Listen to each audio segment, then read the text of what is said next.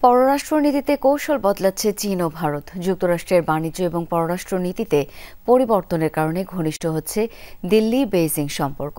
চীনের পররাষ্ট্রমন্ত্রীর ভারত সফরকে কেন্দ্র করে এমনটাই বলছেন বিশ্লেষকরা। এই সফরকে বিবাদমান দেশ দুটির সম্পর্কে নাটকীয় পরিবর্তন বলেও মনে করা হচ্ছে। চীনের ক্ষেত্রে নতুন বাজার সৃষ্টি এবং ভারতের ক্ষেত্রে মার্কিন নির্ভরশীলতা কমানোর জন্য সম্পর্ক জোরদার হচ্ছে বলেও মত বিশ্লেষকদের। জেনেক্সে শিফট করো, লাইফকে লিফট করো। যুক্তরাষ্ট্রের বাণিজ্য এবং পররাষ্ট্রনীতির পরিবর্তনের পর নানামুখী পরিবর্তন এসেছে বিশ্ব রাজনীতিতে।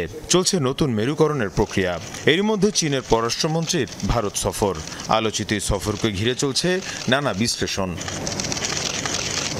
ভারতের নিরাপত্তা উপদেষ্টা অজিত দোভাল চীনের পররাষ্ট্রমন্ত্রী ওয়াং ইর সাথে বৈঠক শেষে দাবি করেন, স্বাভাবিক হতে শুরু করেছে চীন ভারত সম্পর্ক। বিশ্লেষকরা বলছেন, একদিকে যুক্তরাষ্ট্রের সাথে ভারতের সম্পর্ক, অন্যদিকে পাকিস্তানের সাথে চীনের মিত্রতার কারণে দীর্ঘদিন ধরে সম্পর্কে শীতলতা দিল্লি বেজিং সম্পর্কে।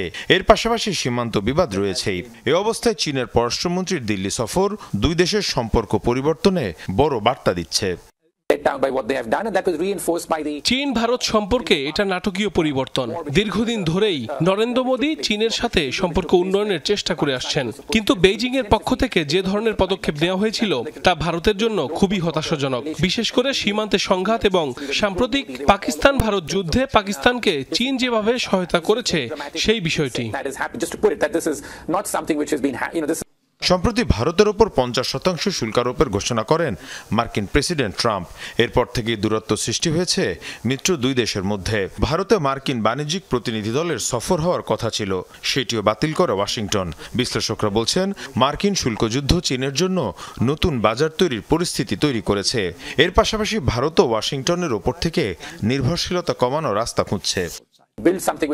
দক্ষিণ চীন সাগর সহ নানা ইস্যুতে বিবাদের কারণে এশিয়ার অনেকগুলো দেশের সাথেই বেইজিং এর দূরত্ব তৈরি হয়েছে, কিন্তু মার্কিন নীতির কারণে এখন সেসব দেশের সাথে সম্পর্ক উন্নয়ন করছে চীন। ভারতের ইস্যুটিও তেমন। তবে সীমান্তে বিবাদ এবং পাকিস্তান ইস্যুতে দ্রুত সমঝোতা না হলে দিল্লি বেইজিং সম্পর্ক উন্নয়ন সম্ভব নয় বলে মনে করছেন বিশ্লেষকরা।